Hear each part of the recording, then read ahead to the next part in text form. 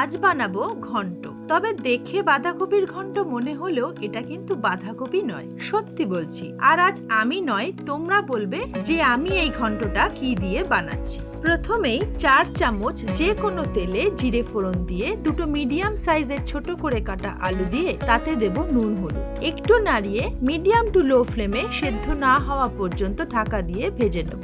এবার তাতে দুটো ছোট টমেটো, ঝাল অনুযায়ী লঙ্কা আর 2 চামচ আদার একটা পেস্ট তৈরি করে দিয়ে দেব আলুতে। আর দেব 1 চামচ করে কাশ্মীরি লঙ্কা গুঁড়ো, জিরে গুঁড়ো, ধনে গুঁড়ো আর সামান্য জল। এবার এটাকে তেল ছাড়া পর্যন্ত ভালো করে কষিয়ে নিতে হবে। এবার দেব মেন ইনগ্রিডিয়েন্টস, যেটা আজ তোমরা বলবে, দিয়ে ভালো করে মিশিয়ে নিয়ে আবারও ঢেকে দেব সেদ্ধ হওয়া পর্যন্ত। এবার ঠিক এরকম হয়ে গেলে তাতে পরিমাণ মতো নুন, শাহি গরম মশলা, চিনি আর ফ্রেশ ধনেপাতা কুচি দিয়ে নামিয়ে নিয়ে গরম গরম ভাতের সাথে এনজয় করব।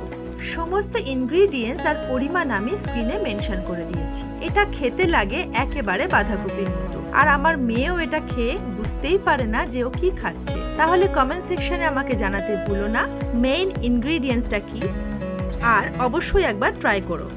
সবাই খুব ভালো থেকো, সুস্থ থেকো। দেখা হচ্ছে পরের কোনো ভিডিওতে। টাটা।